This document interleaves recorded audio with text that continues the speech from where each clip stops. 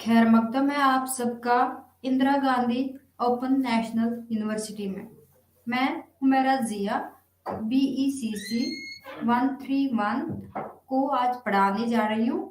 हमारा आज का जो टॉपिक है वो है प्रोडक्शन। प्रोडक्शन क्या होता है? प्रोडक्शन किसी चीज को बनाना, किसी चीज को पैदा करना, उसको हम प्रोडक्शन बताते हैं। प्रोडक्शन करने के लिए हमेशा जब हम इनपुट्स को आउटपुट्स में तब्दील करते हैं उसको हम प्रोडक्शन बताते हैं।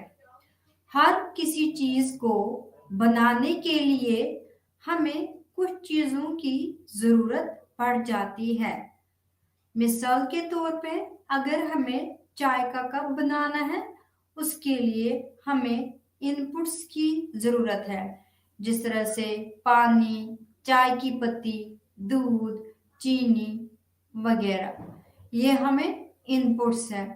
और हमें क्या चाहिए? चाय का कप जो हमें बनाना है, जो हमें पैदा करना है। इस तरीके से ये सारी चीजें जो है इनपुट कहलाएंगी। और जो चीज हमें बनानी है, चाय का कप बनाना है, उसको हम आउटपुट बताते हैं। या ऐसे हम समझते हैं जैसे कि हमें कोई फसल पैदा करनी है, प्रोड्यूस करनी है। जिस तरह से राइस हमें प्रोड्यूस करना है, राइस को हमें कल्टीवेट करने के लिए लैंड की जरूरत है, लेबर की जरूरत है, और हमें बीज का इस्तेमाल करना है, हमें इंसेक्टिसाइड्स, पेस्टिसाइड्स वगैरह उन सब का यूज करना है, हमें पानी की जरूरत पड़ती है। इन सब को हम बताते हैं इनपुट्स, जो आज के जमाने में कहलाते हैं फैक्टर्स ऑफ प्रोडक्शन। यानी कि ये वो चीजें हैं जिनको हम यूटिलाइज करके अपनी पैदावार हासिल कर सकते हैं। इस तरीके से हम क्या बताते हैं, जब हम कन्वर्ट को इनपुट्स को कन्वर्ट करते हैं आउटपुट्स में, उसको प्रोडक्शन कहते हैं। और जिनकी वजह से ये पैदावार हासिल होती है उनको हम फैक्टर्स ऑफ प्रोडक्शन बताते हैं। जिस तरह से जमीन है, जिस तरह से मजदूर है, जिस तरह से रॉ मटेरियल है, ये सारी चीजें यूटिलाइज करने के लिए हमें इन चीजों की यूटिलाइजेशन से ही पैदावार हासिल हो सकती है। पैदावार कई तरीकों की हो सकती है, या एग्रीकल्चरल प्रोडक्शन या इंडस्ट्रियल प्रोडक्शन। लेकिन हर एक चीज को पैदा करने में हमें कुछ चीजों की जरूरत होती है। जिन चीजों की जरूरत होती है कोई चीज बनाने के लिए, उसको हम बताते हैं फैक्टर्स ऑफ प्रोडक्शन। तो हमारे पास दो तरह के फैक्टर्स होते हैं, फैक्टर्स ऑफ प्रोडक्शन होते हैं, या दो तरह के इनपुट्स होते हैं। एक को हम बताते हैं फिक्स्ड फैक्टर, जो कि कभी भी चेंज नहीं होता है। हम कितनी भी पैदावार हासिल करें लेकिन वो एक ही जैसी रहती है, वो कभी चेंज नहीं होती है। दूसरी तरह के इनपुट्स जो है वो हमेशा चेंज होते रहते हैं। जैसे ही पैदावार बढ़ जाएगी, जैसे ही पैदावार को चेंज करना होगा, बदलना होगा, हम इन फैक्टर्स को भी बदलते रहते हैं। उनको बताते हैं वेरिएबल फैक्टर। इसके लिए हमें एक इक्वेशन की जरूरत है। हम लिखेंगे Q equals to F of L comma K. Q जो है वो है आउटपुट, एफ जो है वो है फंक्शन, वो हमें डिपेंडेंस दिखाता है, एल जो है वो है लेबर, के जो है वो है कैपिटल। अब ये जो लेबर है, हम एग्जाम्पल लेते हैं। मिसाल के तौर पर हमें जो राइस की प्रोडक्शन है वो है हमें 20 क्विंटल। उसमें हमें 6 लेबर्स का इस्तेमाल होता है और 2 कैपिटल का इस्तेमाल होता है। अब हम देखते हैं, हमें 4 लेबर्स की वजह से, 2 कैपिटल की वजह से हमारी जो प्रोडक्शन या 2 कनाल लैंड की वजह से हमें प्रोडक्शन जो है वो 20 क्विंटल्स आ जाती है। अब हमारे पास जो प्रोडक्शन है, जो पैदावार है, वो 20 क्विंटल्स की आ गई। इसमें हमने 6 लेबर्स लगाए और 2 कनाल जमीन का इस्तेमाल किया। तो इस तरह से अब हम बताते हैं हम प्रोडक्शन को अब बढ़ाएंगे। हम उसको बढ़ाने के लिए सिर्फ लेबर को बढ़ाएंगे। हमने पहले 6 लेबर्स रखे थे, अब हम 8 लेबर्स रखते हैं। हमने पहले भी 2 कनाल जमीन रखी थी, अब भी 2 कनाल जमीन रखेंगे। यानी कि जमीन जो है उसमें हमने कोई भी बदलाव नहीं लाया। वो पहले भी 2 कनाल था, अब भी 2 कनाल ही है। तो इस तरीके से हम जमीन को एक जैसा रखते हैं लेकिन लेबर को बदलते हैं। क्यों बदला हमने? क्योंकि हमने प्रोडक्शन जो है, पैदावार जो है वो बदल दी। वो पहले 25 क्विंटल्स थे, अब हमने 30 क्विंटल्स की। इसकी वजह से जो हमें लेबर बदल दिया, पहले 6 लेबर्स थे, अब 8 लेबर्स है। अब ये 6 से 8 हो गए, उसको हम बताते हैं वेरिएबल फैक्टर। यानी कि ये चेंज होता जाता है। ये लेबर जो है, ये जो मजदूर है, इसको हम प्रोडक्शन के बदलने के साथ साथ बदलते हैं। ये हमें बदल गया, ये हमें चेंज हो गया, इसलिए इसको क्या बताएंगे? Variable factor. उसके बाद हमारा जो लैंड था वो पहले भी 2 कनाल था, अब भी 2 कनाल है। इसमें कोई बदलाव नहीं आ गया। इसको हम बताते हैं फिक्स्ड फैक्टर। यानी कि हमने ये production with the variable and fixed factor की वजह से आ गई। अब हमारे पास क्योंकि 2 टाइम पीरियड्स होते हैं, एक होता है शॉर्ट टाइम पीरियड, दूसरे को बताते हैं लॉन्ग टाइम पीरियड।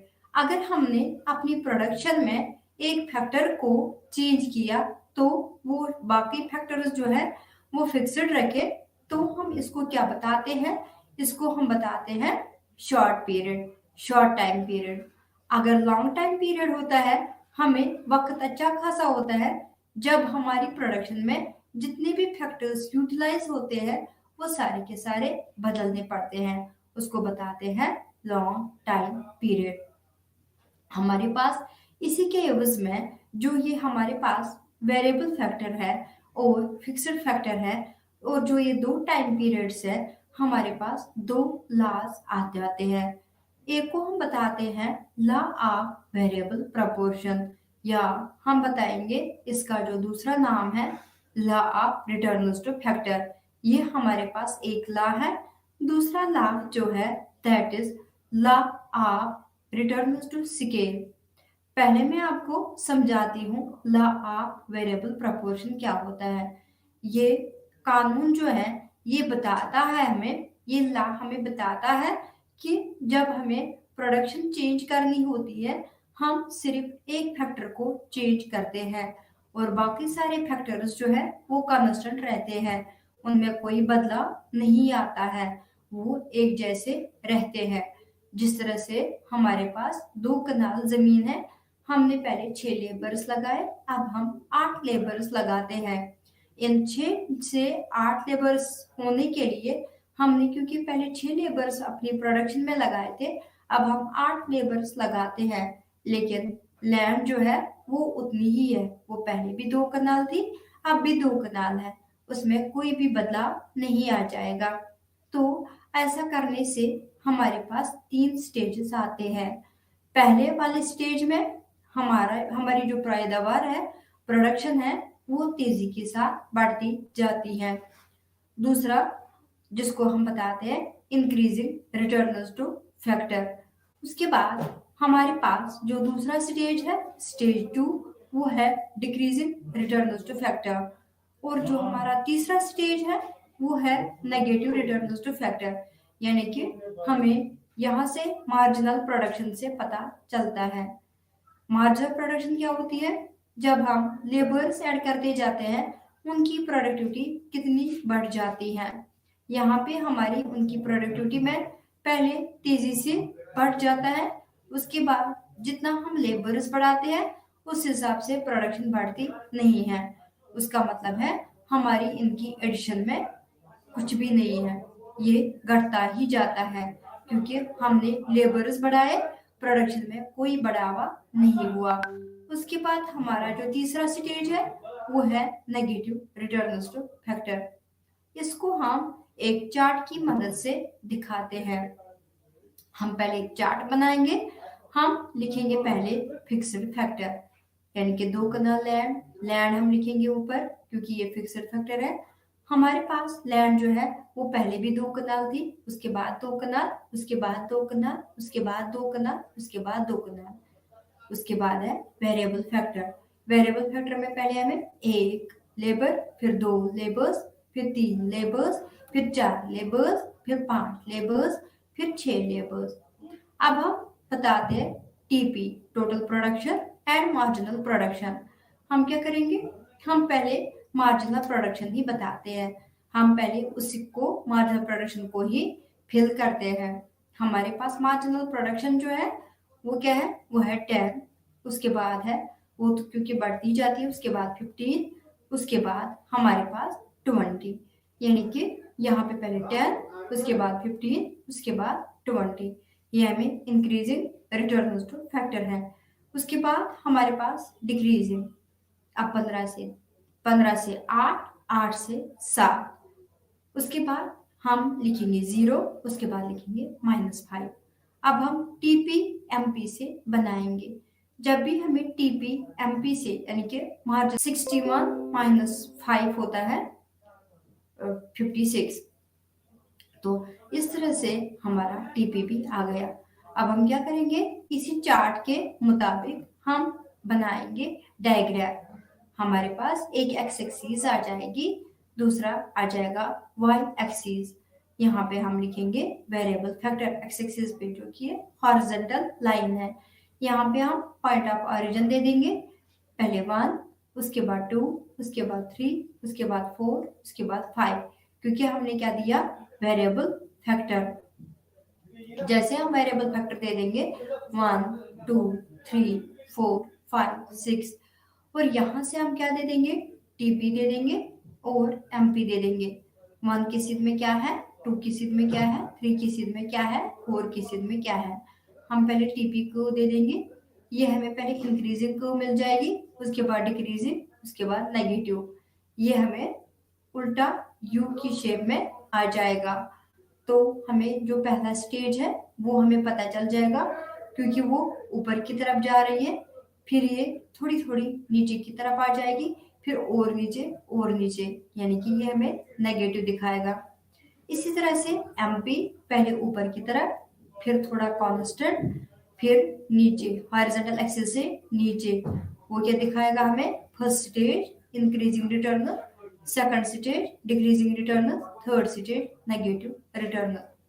अब हमें देखने हैं causes of increasing returns, causes of decreasing and negative return.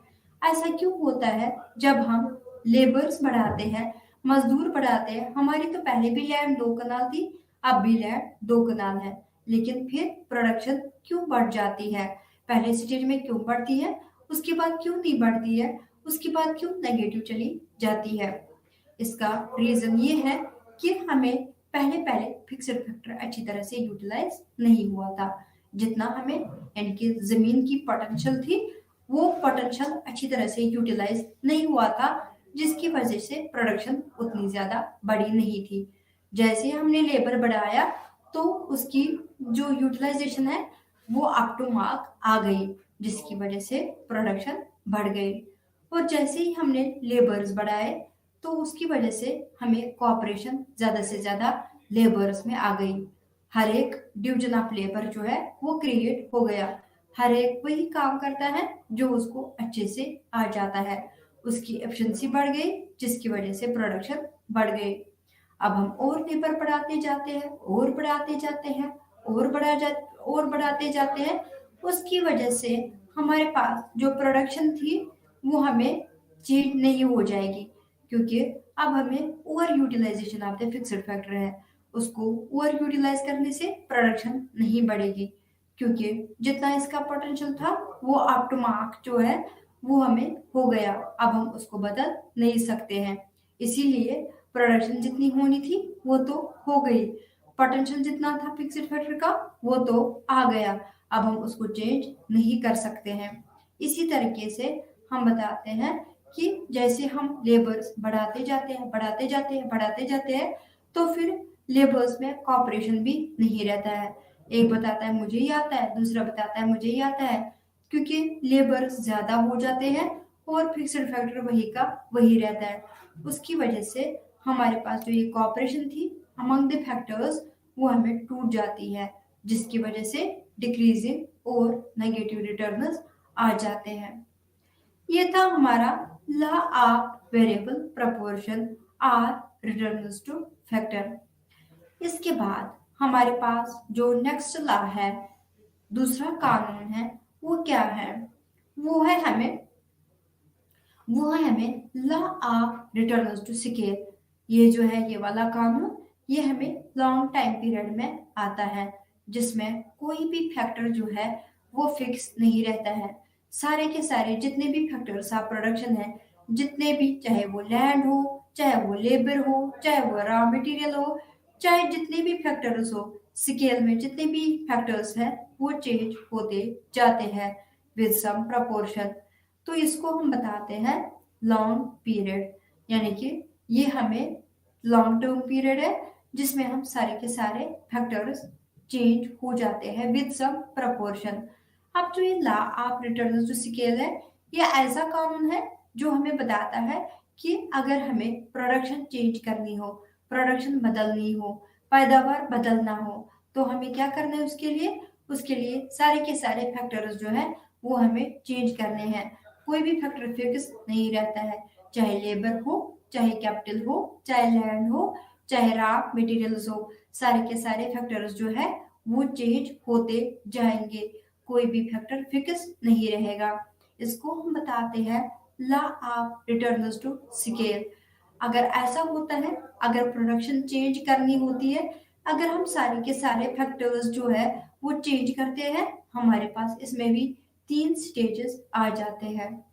पहले है इंक्रीजिंग रिटर्न्स टू स्केल, दूसरा stage decreasing constant returns to scale, तीसरा stage decreasing returns to scale. ये क्या बताता है इंक्रीजिंग रिटर्न्स टू स्केल? ये बताता है कि अगर हमने सारे के सारे फैक्टर्स चेंज किए, हमने वो 10% से चेंज किए, हमने इनपुट्स को 10% से अगर चेंज किया, हमारा आउटपुट 20% से बढ़ जाता है। हमारा आउटपुट जितने भी हमने इनपुट्स में चेंज लाई थी, उन इनपुट से कहीं ज्यादा प्रोडक्शन बढ़ जाती है, इसलिए इनको बताते हैं इंक्रीजिंग रिटर्न्स टू स्केल।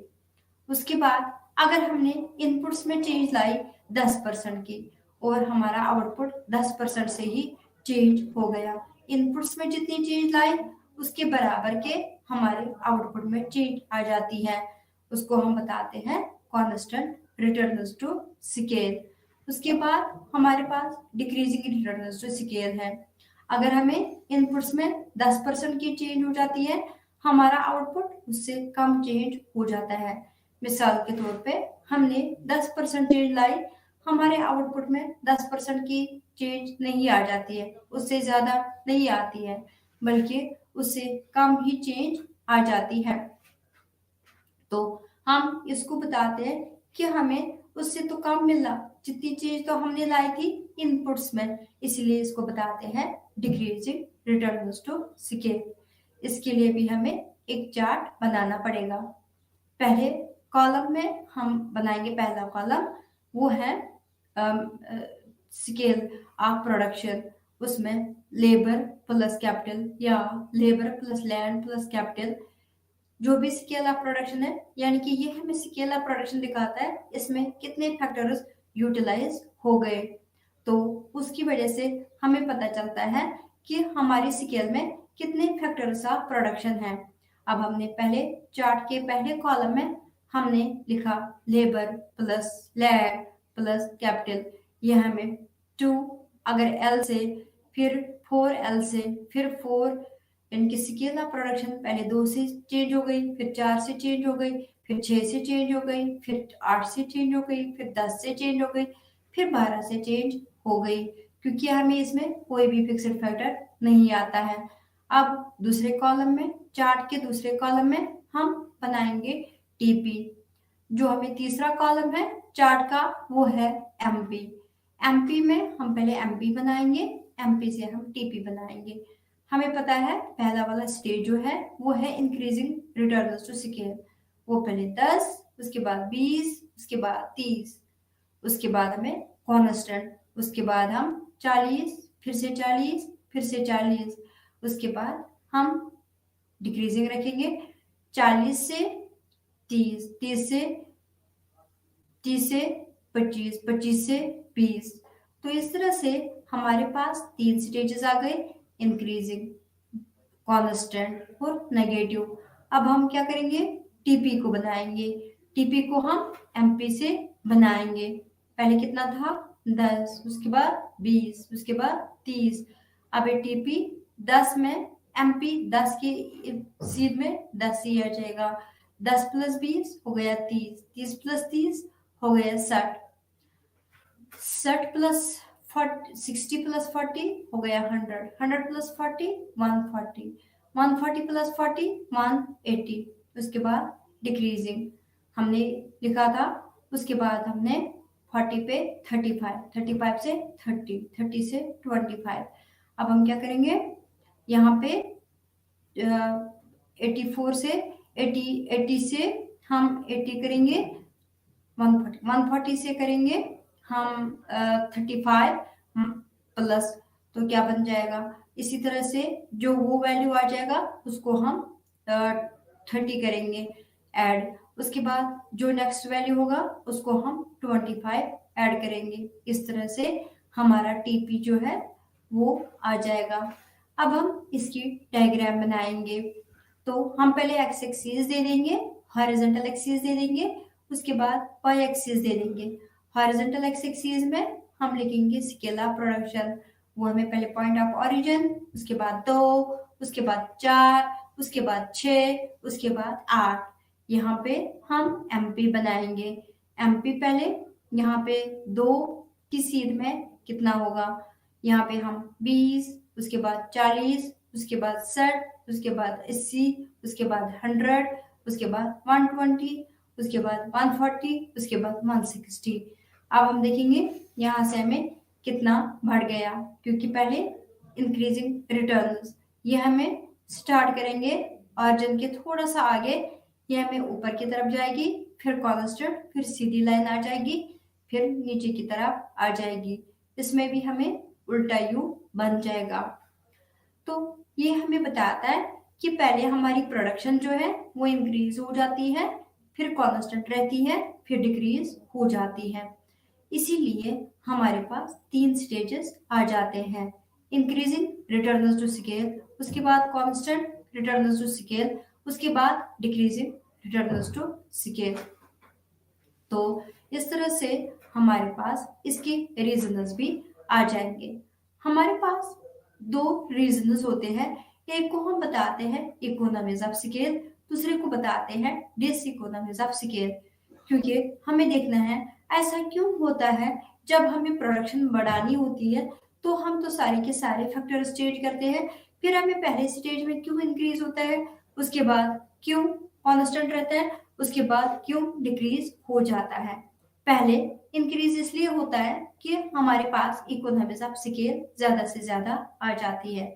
अब ये इकोनॉमीज ऑफ स्केल क्या होता है, इकोनॉमीज ऑफ स्केल वो प्रोसेस होती है जहां पे हम जब पैदावार बढ़ाते हैं उससे उसके कॉस्ट ऑफ प्रोडक्शन में कमी आ जाती है। जब कॉस्ट ऑफ प्रोडक्शन जितना जितना कम हो जाएगा, यानी कि हमारी प्रोडक्शन बढ़ाने से कॉस्ट ऑफ प्रोडक्शन कम हो जाएगा, जितना खर्चा एक प्रोड्यूसर को लगता है उसको हम बताते हैं कॉस्ट ऑफ प्रोडक्शन, वो तो हमें कम होता जाएगा। उसको बताते हैं जितना वो कम होता जाएगा उसको हम बताएंगे इकोनॉमीज ऑफ स्केल।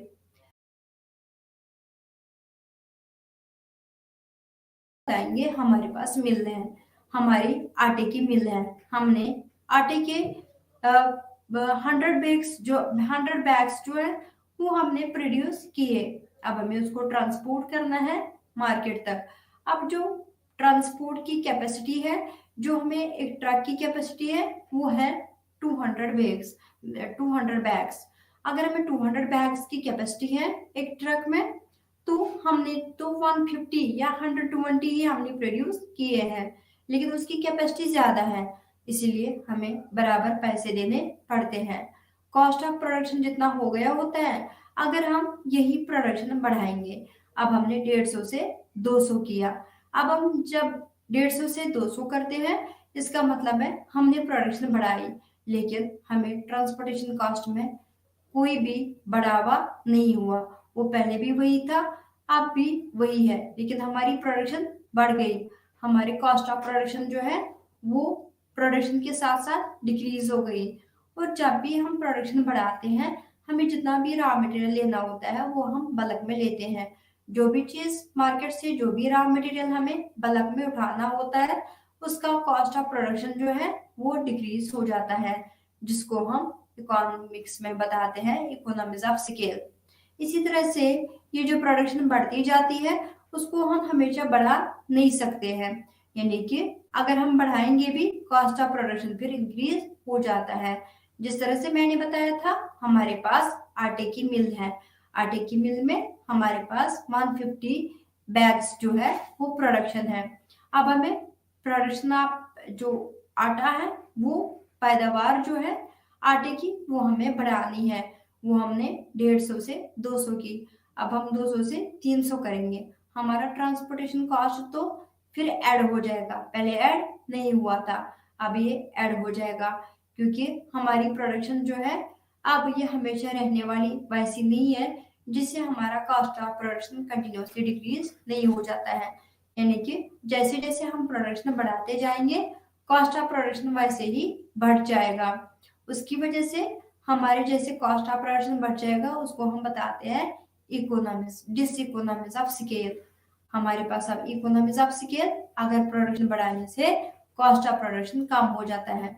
दूसरा है डिस इकोनॉमिक्स ऑफ स्केल, अगर हमारी प्रोडक्शन बढ़ाने से कॉस्ट बढ़ जाता है। अगर ये इकोनॉमिक्स ऑफ स्केल जो है वो डिस इकोनॉमिक्स ऑफ स्केल से ज्यादा है, तो हमारी इंक्रीजिंग रिटर्न्स मिल जाते हैं। अगर हमें इकोनॉमिक्स ऑफ स्केल जितनी है उतनी ही डिस इकोनॉमिक्स ऑफ स्केल भी है, तो हमारी प्रोडक्शन जो है वो कांस्टेंट रहेगी, वो बदलेगी नहीं। इसी तरीके से हमारी जो इकोनॉमिक्स ऑफ स्केल अगर वो कम होंगी, डिस इकोनॉमिक्स ऑफ स्केल ज्यादा है, हमें डिक्रीजिंग रिटर्न्स मिल जाते हैं। इस तरीके से हमें पता है कि इकोनॉमिक्स ऑफ स्केल और डिस इकोनॉमिक्स ऑफ स्केल अगर बराबर हो जाते हैं, तो हमें 3 स्टेजेस मिल जाते हैं, increasing returns to scale, constant returns to scale and decreasing returns to scale. अब हमने ये 2 लॉज देखे और हमने इसके रीजंस भी देखे, तो हमें पता चला प्रोडक्शन क्या होती है, और अगर हमें शॉर्ट रन और लॉन्ग रन में देखना होगा हम किस तरह से प्रोडक्शन को बढ़ा सकते हैं। यहाँ पे हमें प्रोडक्शन फंक्शन जो है वो हमें 2 तरीकों से ऑपरेट हो सकती है, यानी कि हमारी जो पैदावार है वो बढ़ सकती है 2 तरीकों से। किन किन किन तरीकों से? यानी कि एक फैक्टर को वेरी करना, और एक से ज्यादा जितने भी फैक्टर्स हो उसको हम चेंज करेंगे। यह हमें law of variable proportions and law of returns to scale. उसके बाद जो हमारा टॉपिक है वो है कॉस्ट। कॉस्ट क्या होता है? कॉस्ट जो है वो हमें जो एक प्रोड्यूसर की जो लागत होती है प्रोडक्शन बनाने में, उसको बताते हैं कॉस्ट। यानी कि जिस तरह से हमने प्रोडक्शन बताई, या राइस की प्रोडक्शन हो या वीट की प्रोडक्शन हो, जितनी तरीकों की प्रोडक्शन हो या मैन्युफैक्चरिंग हो, या हम कोई चीज बनाते हो या कोई सर्विस हम प्रोवाइड करते हो, हर एक गुड के लिए बनाने का, हर एक सर्विस प्रोवाइड करने का पैसा लग जाता है। ये एक ऑर्गेनाइजर को करना पड़ता है, ये एक ऑनर को करना पड़ता है, जिससे हम कॉस्ट ऑफ प्रोडक्शन बताते हैं। कॉस्ट ऑफ प्रोडक्शन जो है वो जब तक नहीं होगा तब तक हमारे पास प्रोडक्शन नहीं आ सकती है। जिस तरह से अगर हमें राइस की पैदावार को देखना है, राइस की पैदावार को बढ़ाना है, हम क्या करेंगे? हमें लैंड होनी चाहिए। अगर अपनी लैंड हो तो अपनी लैंड में ही प्रोडक्शन कर सकते हैं, अगर अपनी लैंड नहीं हो तो दूसरे की लैंड पे हमें काम करना होगा, जिसके एवज में हमें रेंट देना पड़ेगा। इस तरह से हमारे पास जो फैक्टर्स ऑफ प्रोडक्शन है वो है लैंड, वो है लेबर, वो है कैपिटल, वो है एंटरप्रेन्योर, वो है रॉ मटेरियल। हमेशा लेबर के रिटर्न्स जो है, जितने भी फैक्टर्स ऑफ प्रोडक्शन है उसका खर्चा कितना आ जाता है। लेबर जो है वो हमें उसको, अगर हम उसको रिटर्न्स देते हैं, उसके हमेशा रिटर्न्स कहलाते हैं वेजेस, जो उसकी मजदूरी कहलाती है। जब हमें वो काम पे आ जाता है, वो जब काम करता है तो उसके एवज में हम उसको पैसा देते हैं, जिसको हम वेजेस बताते हैं। इसी तरह से लैंड, लैंड अगर हम किसी की यूटिलाइज करते हैं तो उसके एवज में, क्योंकि वो हमें अपनी लैंड नहीं है, वो हमने किसी की लैंड ली है, उसके एवज में उसको यूटिलाइजेशन करने के लिए हमें उसका रेंट देना पड़ेगा। जिस तरह से अगर कोई कारखाना, कोई भी फैक्ट्री खोलता है किसी के जमीन पे, या भट्ठा खोलता है किसी के जमीन पे, उसको उसके बदले क्या देना पड़ेगा? रेंट पे करनी पड़ेगी। चाहे बिल्डिंग हो चाहे लैंड हो, उसके बदले में हमेशा रेंट जो है वो पे करनी पड़ती है। वो पैसा जिसको हम प्रोडक्शन में यूटिलाइज करते हैं, उस जिस पैसे से हम अर्न करते हैं उसको हम बताते हैं कैपिटल। लेकिन हर एक पैसा कैपिटल नहीं किया जाता है, या जिस मशीन को हम प्रोडक्शन के लिए यूटिलाइज करते हैं उसको भी हम कैपिटल बताते हैं। चाहे कैपिटल मशीन की सूरत में हो, चाहे कैपिटल पैसे की सूरत में हो, वो पैसा जिससे हम पैसा कमाते हैं, वो मशीन जिससे हम पैसा कमाते हैं, वो हमेशा कहलाती है कैपिटल। अगर हम कैपिटल किसी से लेते हैं, उसके एवज में, क्योंकि हम लोन लेते हैं, वो क्रेडिट पे लेते हैं, उसके एवज में हमें इंटरेस्ट देना पड़ता है, चाहे कम चाहे ज्यादा।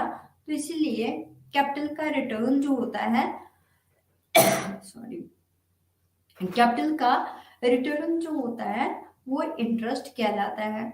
इसी तरह से एंटरप्रेन्योर, एंटरप्रेन्योर वो बंदा होता है जिसका बिजनेस होता है, जो ऑर्गेनाइजर होता है, जो बिजनेस स्टार्ट करने वाला होता है। उसके एवज में उसको क्या मिलेगा? इसने तो बिजनेस स्टार्ट किया, उसको हमेशा फायदा मिलता है, उसको प्रॉफिट मिलता है। इसी तरीके से जो ये फैक्टर्स ऑफ प्रोडक्शन है उनके रिटर्न, लेबर को वेट्स, कैपिटल को इंटरेस्ट, लैंड को रेंट, एंटरप्रेन्योर को प्रॉफिट, हर एक अपनी अपनी सर्विस देता है, और सर्विस देने के ऑनर को हमेशा मिल जाते हैं return in the form of wages, in the form of interest, in the form of rent, in the form of profit. Rates है, ये जो इंटरेस्ट है, वो जो हमारे पास पेमेंट है, वो जो प्रॉफिट है, ये सारे के सारे क्या कहते हैं? Cost of production. इसी को हम कॉस्ट ऑफ प्रोडक्शन बताते हैं। कॉस्ट ऑफ प्रोडक्शन जो है, जो ये कॉस्ट होता है, जो ये खर्चा होता है, जो एक प्रोड्यूसर को करना पड़ता है, वो दो तरह के होते हैं। एक को हम बताते हैं फिक्स्ड कॉस्ट, जो कभी चेंज नहीं होता है। हमने पहले ही डिस्कस किया था कि हमारे पास दो फैक्टर्स होते हैं, एक होता है फिक्स्ड फैक्टर, दूसरा होता है वेरिएबल फैक्टर। जो फिक्स्ड फैक्टर होता है वो प्रोडक्शन के साथ साथ वही वैसे ही रहता है जैसे पहले था। जो वेरिएबल फैक्टर होता है उसका भी जैसे वो पहले था वैसे ही अब भी रहेगा, उसको बताते हैं फिक्स्ड फैक्टर। दूसरा होता है वेरिएबल फैक्टर। वेरिएबल फैक्टर वो फैक्टर होता है जो हमें प्रोडक्शन के साथ साथ चेंज हो जाता है। अब हमें जो खर्चा फिक्स्ड फैक्टर पे होता है उसको हम बताते हैं फिक्स्ड कॉस्ट। इनकी फिक्स्ड फैक्टर पे जो भी खर्चा होता है उसको हम बताते हैं फिक्स्ड कॉस्ट। वेरिएबल कॉस्ट क्या होता है? जो खर्चा हमें वेरिएबल फैक्टर पे आ जाता है उसको बताते हैं वेरिएबल कॉस्ट। जब हम टोटल कॉस्ट को मेजर करते हैं, टोटल कॉस्ट होता है बराबर fixed cost plus variable cost, या हम बता सकते हैं mathematically TC equals to FC plus VC, क्योंकि हमें टोटल कॉस्ट जो होता है वो होता है बराबर fixed cost plus variable cost. तो इस तरह से हमें जो टोटल कॉस्ट है, मानिए हमारे पास जो क्यू है वो 4 लेबर्स है और 2 कैपिटल है। 4 लेबर्स को हम वेजेस देते हैं 10,000, जो हमें 2 कैपिटल है उसका हमें इंटरेस्ट पड़ जाता है 7,000। हमने क्या बताया, हमने बताया यहाँ पे 4 लेबर्स को 10,000 और हमें कैपिटल को 7,000, 10 प्लस 7 हो गए 17,000। तो हमारा जो टोटल कॉस्ट है वो 17,000 का बन जाएगा। इसी तरह से हमारे पास अब प्रोडक्शन चेंज हो गई, हमें 20 क्वांटल्स थे, अब हमें 25 क्वांटल्स है। उसके लिए हमें 6 लेबर्स की जरूरत है और 2 कैपिटल की जरूरत है। पहले भी हमें दो कैपिटल को 7,000 का कॉस्ट पड़ जाता है, अभी 7,000 का कॉस्ट ही पड़ जाएगा, लेकिन 6 लेबर्स को हमें ज्यादा पैसा देना पड़ेगा। अगर हम पहले 10,000 देते थे, अब हमें 14,000 देने हैं। 14,000 प्लस हमने क्या बताया था 7,000, तो वो हो गए 21,000। हमारा कॉस्ट ऑफ प्रोडक्शन बढ़ गया, क्योंकि पहले ये कितना था 17,000, अब ये कितना हो गया 21,000। ये जो 17,000 से 21,000 है, ये हमारा कॉस्ट जो है, टोटल कॉस्ट जो है वो वेरी हो गया, वो हमें 17,000 से 21,000 हो गया, क्योंकि हमारा वेरिएबल फैक्टर चेंज हो गया, जिसका हम बताते हैं कि इसको जो भी पैसा मिल जाता है वो हमें वेरिएबल कॉस्ट कहलाता है।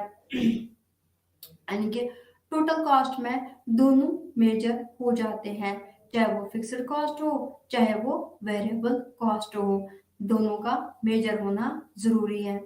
अब हम इसकी कर्व बनाते हैं, fixed cost, variable cost and total cost. हम एक्स एक्सिस पे दे देंगे स्केल ऑफ प्रोडक्शन और हम वाई एक्सिस पे दे देंगे total cost, variable cost and fixed cost. अब हम पहले दे देंगे फिक्स्ड कॉस्ट। फिक्स्ड कॉस्ट की कर्व जो है वो हॉरिजॉन्टल टू एक्स एक्सिस होगी, वो हमें बिल्कुल पैरेलल होगी एक्स एक्सिस को, क्योंकि वो कॉस्ट कभी चेंज नहीं होता है। जो वेरिएबल कॉस्ट है वो ओरिजिन से स्टार्ट हो जाएगा, उसकी कर्व जो है वो ऊपर की तरफ जाएगी। हमें पता चलेगा वेरिएबल कॉस्ट जो है वो हमें बढ़ता ही जाता है, जैसे जैसे हमारे पास प्रोडक्शन बढ़ जाती है वैसे वैसे खर्चा भी बढ़ जाता है, जिसको हम बताते हैं कॉस्ट ऑफ प्रोडक्शन, वो भी हमें चेंज होता जाएगा। अब हमारे पास है total cost. Total cost curve में दोनों कर्व्स आ जाएंगे, ये बताएगा कि हमें टोटल कॉस्ट जो होता है वो होता है fixed cost plus variable cost.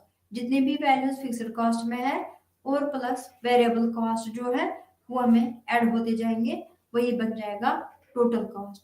Total cost जो है वो सबसे ऊपर कर्व आ जाएगी, उसके नीचे जो है वो वेरिएबल कॉस्ट की आ जाएगी, उसके नीचे जो है वो फिक्स्ड कॉस्ट की आ जाएगी, यानी कि दोनों कर्व जो है वो टोटल कॉस्ट में आ जाएंगे। हमारे पास बहुत तरह के कॉस्ट होते हैं, ये थी classification fixed cost and variable cost. अब हमारे पास बहुत तरह के कॉस्ट्स होते हैं। हमारे पास है प्रोडक्शन कॉस्ट। प्रोडक्शन कॉस्ट जिसको हम बताते हैं दूसरा नाम एक्सप्लिसिट कॉस्ट। प्रोडक्शन कॉस्ट वो कॉस्ट होता है जो हमें प्रोडक्शन के साथ साथ बढ़ जाता है। लेबर को बढ़ाया, लेबर के खर्चे भी बढ़ गए, यानी कि कॉस्ट ऑफ प्रोडक्शन भी बढ़ गया। अगर हमने कैपिटल को बढ़ाया तो उसकी चेंज हो जाएगी। इसीलिए हम बताते हैं प्रोडक्शन को बनाने के लिए जितना भी खर्चा लगता है उसको हम प्रोडक्शन कॉस्ट बताते हैं। तो उसके बाद है सेलिंग कॉस्ट। सेलिंग कॉस्ट वो कॉस्ट होता है, वो खर्चा होता है एक फर्म का जिसको बढ़ावा देने के लिए, यानी कि हमने प्रोडक्ट बनाया, अब इस प्रोडक्ट को बढ़ावा देना है, उसको हमें सोल्ड आउट करना है। जब हम उसको सोल्ड आउट करेंगे तो क्या होगा, उसकी प्रोडक्शन बढ़ानी है, यानी कि हमने उसको सोल्ड आउट किया। जब हम उसको सोल्ड आउट करेंगे, हम क्या करेंगे, हम सोल्ड आउट करने से पहले कुछ फेमस लोगों को लाएंगे, उनसे एडवर्टीजमेंट करवाएंगे।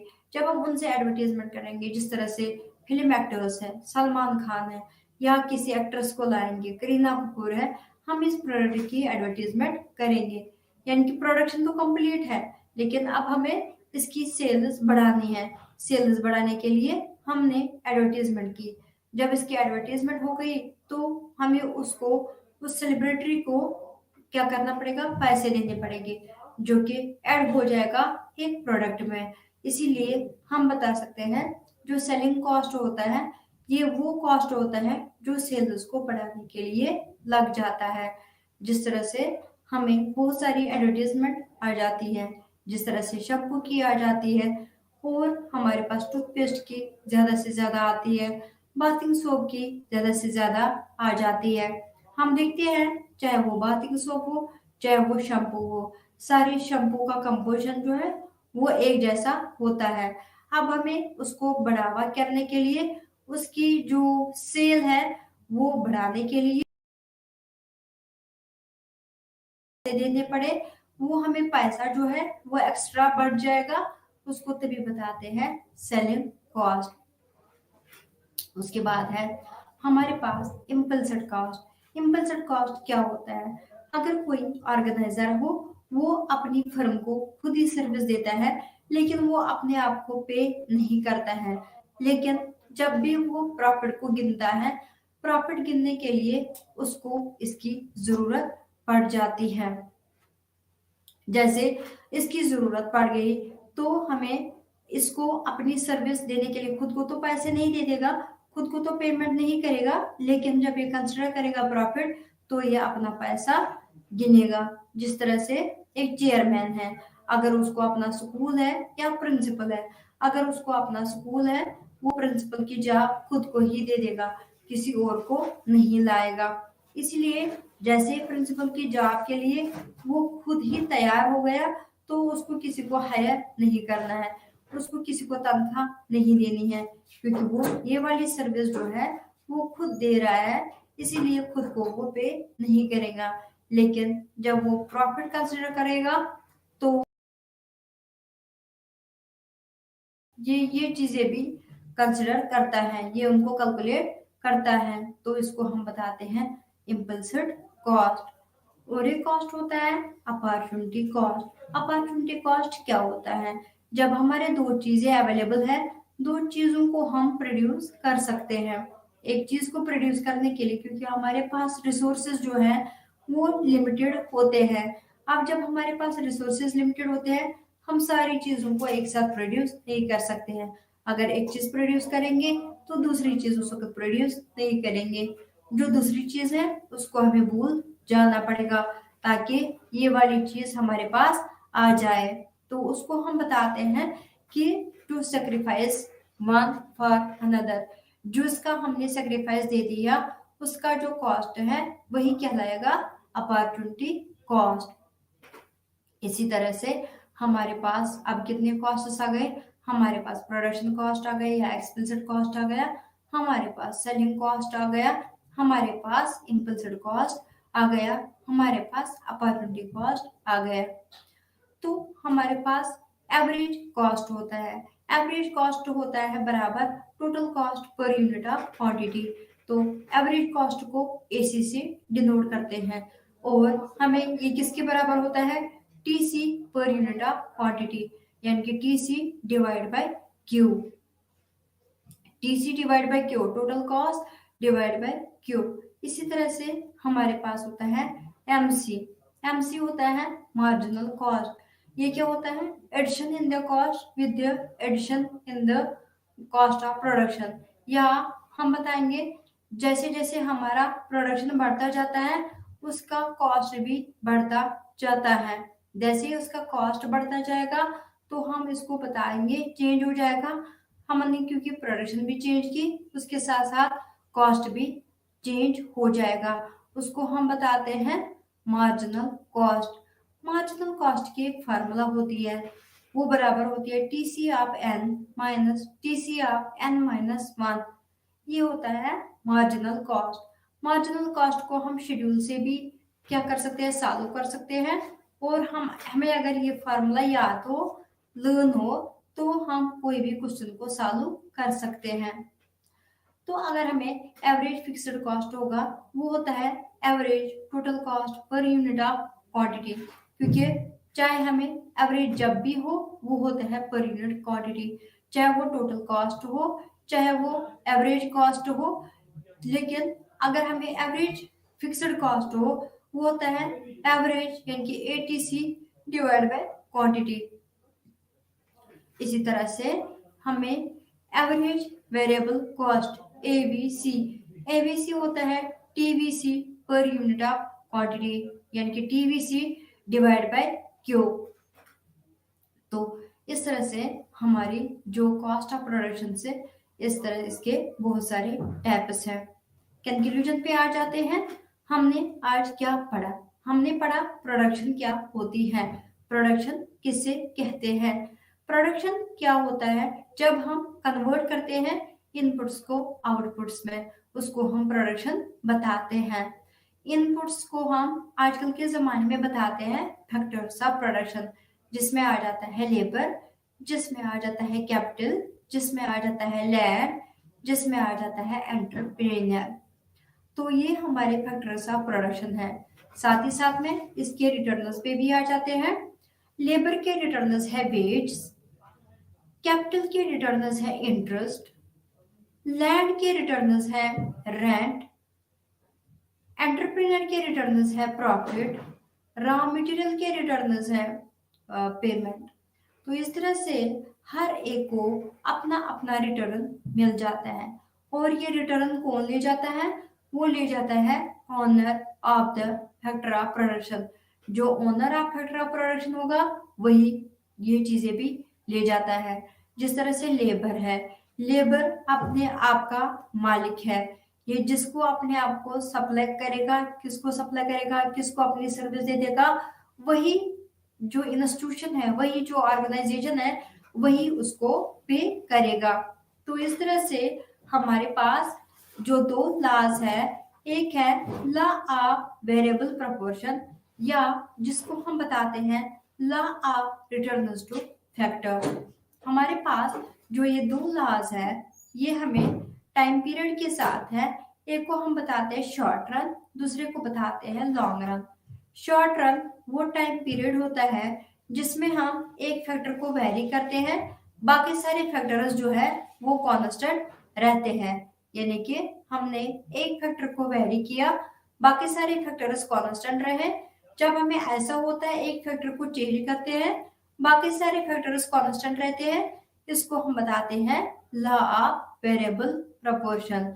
यानी कि आपको इसको इस तरह से लिखना है, ये ऐसा कानून है जिसमें हमें अगर पैदावार चेंज करनी हो, पैदावार चेंज करने के लिए हमें एक फैक्टर को चेंज करना पड़ेगा, जिससे हमारी पैदावार चेंज हो सकती है, यानी कि बढ़ सकती है।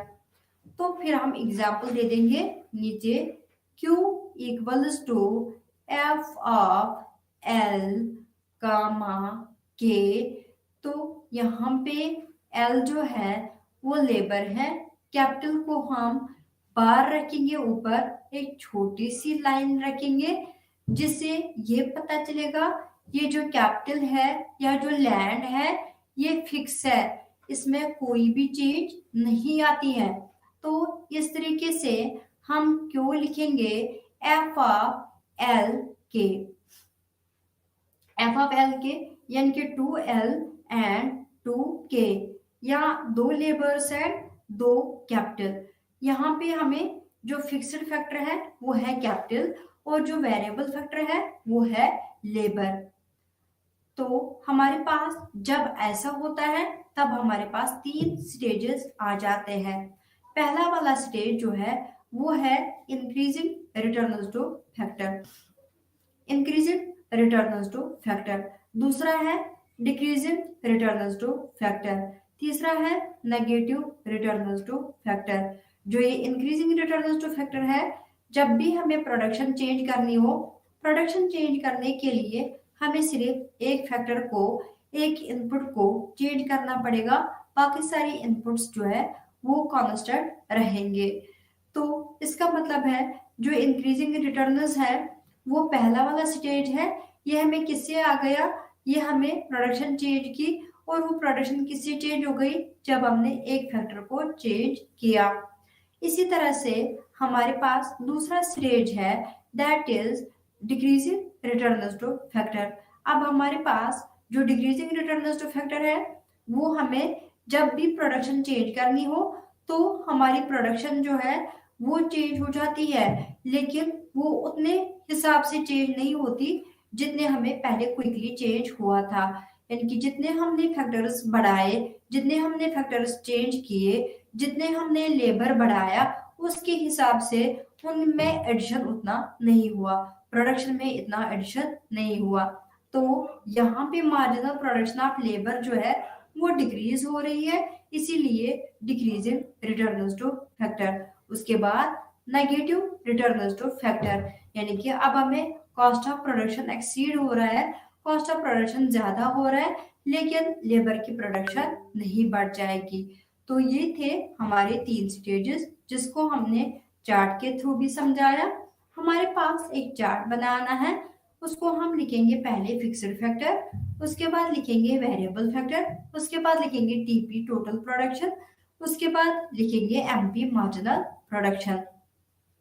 तो यहाँ पे हमें फिक्स्ड फैक्टर, इसको हम दो दो दो दो दो लिखेंगे। यहाँ पे हमें वेरिएबल फैक्टर 1 2 3 4 5 6, उसके बाद टीपी और एमपी पहले हमें पता है। पहला जो स्टेज है वो है इंक्रीजिंग रिटर्न, दूसरा स्टेज है डिक्रीजिंग रिटर्न, तीसरा स्टेज है नेगेटिव रिटर्न। हम यहाँ पे 10 से 20, 20 से 30, 30 से 40, 40 से हमें फिर से 25, फिर हमें 25 से 20, फिर हमें 0, फिर हमें नेगेटिव यानी कि -5। अब हमें क्या करना है, इन आहिस्ता आहिस्ता से एक एक वैल्यू को ऐड करना है। जैसे 10 सीधे ही 10 + 20 होता है 30, 30 + 30 होता है 60।